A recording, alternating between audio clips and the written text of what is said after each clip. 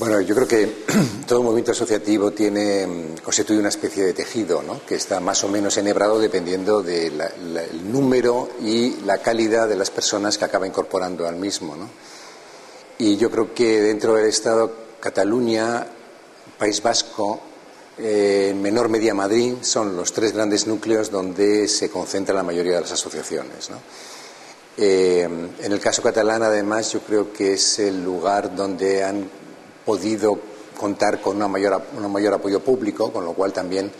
yo creo que hay un elemento diferencial que consiste precisamente en una gran sintonía entre instituciones públicas y el movimiento asociativo, que realmente pues parte de iniciativas privadas, ¿no?, que parte de la sociedad civil. Por tanto, yo creo que en Cataluña están en las mejores condiciones como para, y en concreto en Barcelona, me parece además también, donde el ayuntamiento ha sido muy activo en la creación de ese tejido, como para hacer cada vez más denso y tupido este tejido asociativo, que, bueno, como todo el mundo sabe, pues realmente constituye algo así como una especie de tampón entre ciudadanos individualmente considerados y instituciones políticas, ¿no?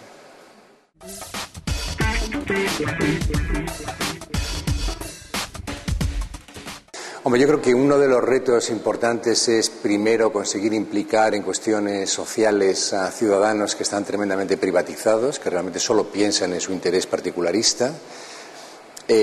Por tanto, es muy difícil que estas personas que solo tratan de negociar sus propios intereses y que, por tanto, están muy propensos a incorporarse a asociaciones corporativas, es decir, a asociaciones que lo que hacen es empaquetar lo que son intereses privados para poder tener mayor influencia e incidencia sobre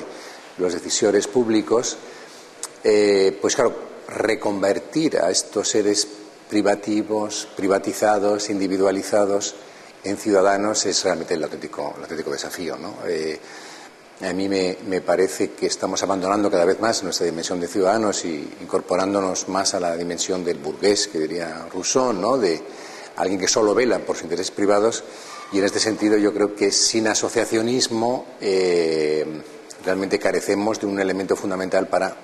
poder presentar nuestras demandas a los decisores políticos y, por tanto, vertebrarlas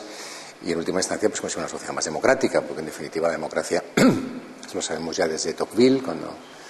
contemplaba los Estados Unidos de comienzo de siglo, tenía muy claro que allí donde no hay asociacionismo hay despotismo democrático, como lo llamaba, ¿no? O sea, que realmente se imponen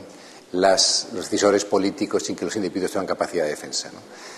Y claro, en estos momentos yo creo que es muy importante el asociacionismo, no solamente en lo que tiene de vertebración de intereses cívicos,